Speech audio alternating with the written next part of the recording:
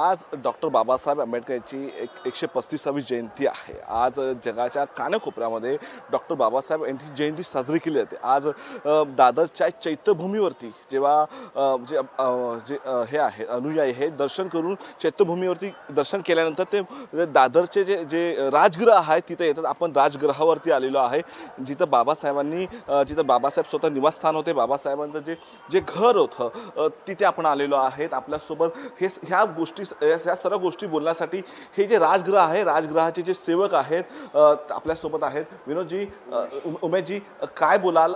आपण इकडचे राजगृहाचे सेवक आहात, कसं आपण बघता ही जी जुनी वास्तू आहे, ज्या प्रत्येक वास्तूवरती डॉक्टर बाबासाहेबांचा हात आहे, बोट आहे, काय सांगाल त्याच्याबद्दल? हेच सांगेल की जगामध्ये जर काही पवित्र किंवा जे काय म्हणू शकतो की जे खूप सुंदर जे आहे, बाबासाहेबांची आठवण म्हणले की राजगृह आहे। ह्या राजगृहाच्या प्रत्येक पायरीवरती बाबासाहेबांचा प्रत्येक स्पर्श आहे। तुम्ही ज्या आता जो पाय ठेवला त्या प्रत्येक पायाला तुमचा स्पर्श होईल बाबासाहेबाचाच। जिथे तुम्ही दरवाजा हात लावा त्या प्रत्येक दरवाजा हात लावून स्पर्श होईल बाबासाहेबाचा।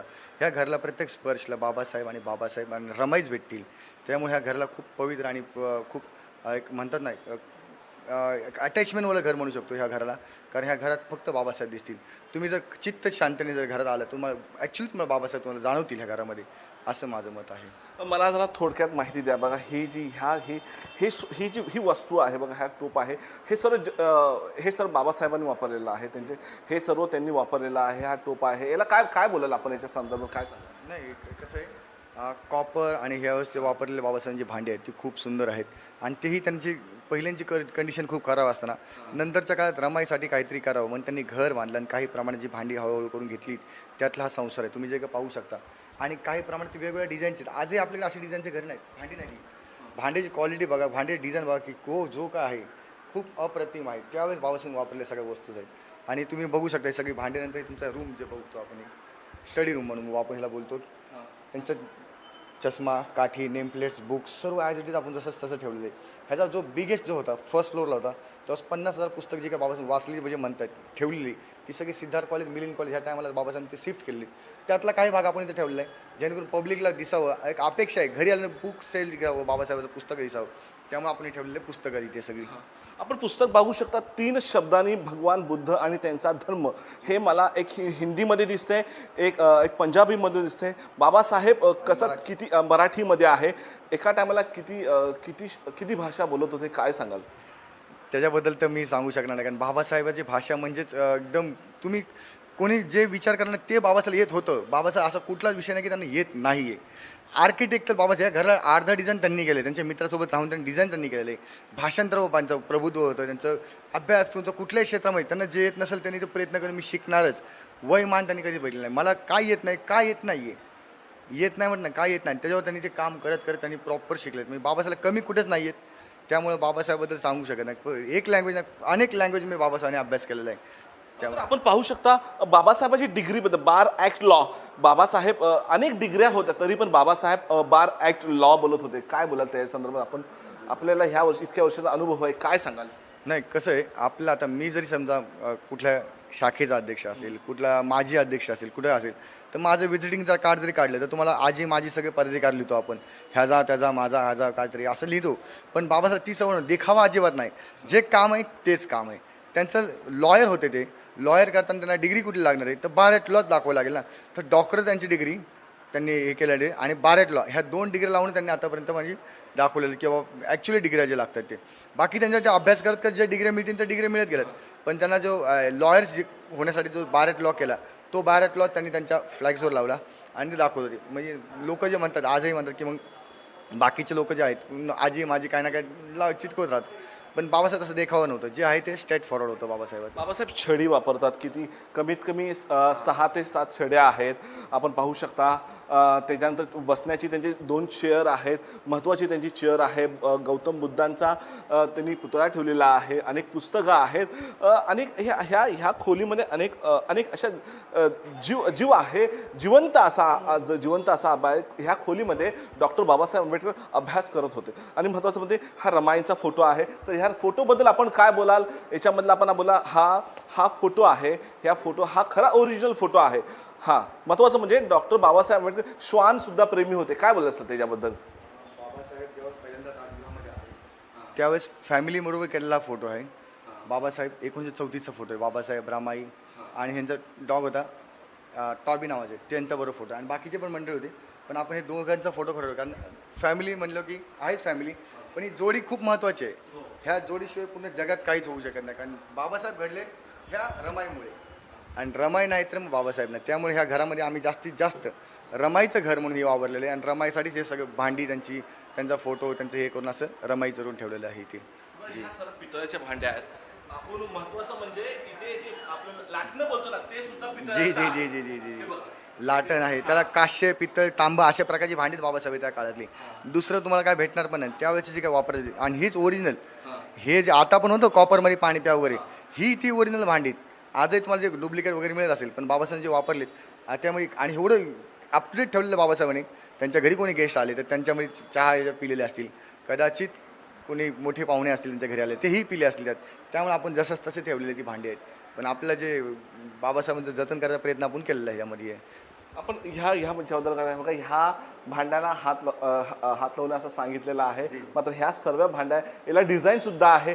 काय बोलाल? हे पण सर्व पितळेचे भांडे आहेत. ह्या डॉक्टर बाबासाहेब आंबेडकर यांनी वापरलेले, रमाईनी यांनी वापरलेले ही सर्व भांडी आहे. अत्यंत महत्त्वाचं आहे.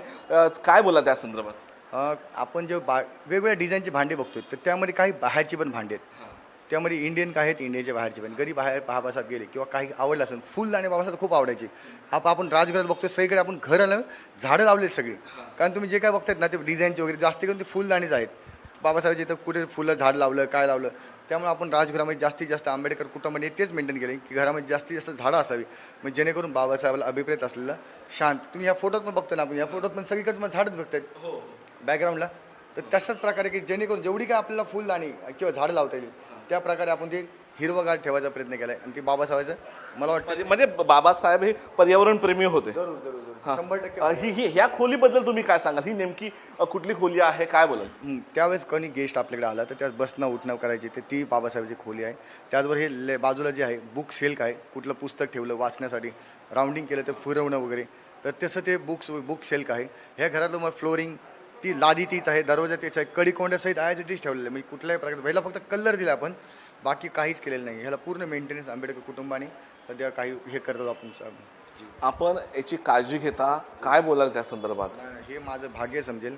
भाग्य म्हणता म्हणता मी माझं कर्तव्यच समजतो. कारण ज्यांनी हजारो कोटी लोकांचं जे जीवन उधळलं आहे त्याचं घर मला सांभाळायची संधी मिळाली हेच माझ्यासाठी खूप मोठं भाग्य म्हणावं की काय म्हणावं मला कळत नाही. पण मी खूप ऋणी ह्या घराच्या कुटुंबाचं की मला ही सेवा करायची संधी दिली आणि त्याच्यामुळे मी आज माणसामध्ये उभा राहू बसू शकतो. या फोटोबद्दल तुम्ही काय सांगाल? हा नेमकी कोणाचा फोटो? बाबासाहेबाचे एकूण एक चिरंजीव आहे भैयासाहेब यशवंत आंबेडकर, प्रकाशजींचे वडील ते हे. बाबासाहेबांनंतर भारतीय बौद्ध महासभा जी काय त्यांनी आपण जे चैत्य मी पाहतोय आज जे 6 डिसेंबरला किंवा 14 एप्रिल चैत्यमी जातोय ते बांधण्याचं मेन जे श्रेय जे आहे ते ह्यांच्यामुळे आहे. कन्याकुमारी तो चैत्यभूमी असं नाही पायी चालत वगैरे त्यांनी काय पैसे जमा केले आणि त्यातून काही चैत्यभूमी बांधली तर ह्यांचं मोठं श्रेय आहे.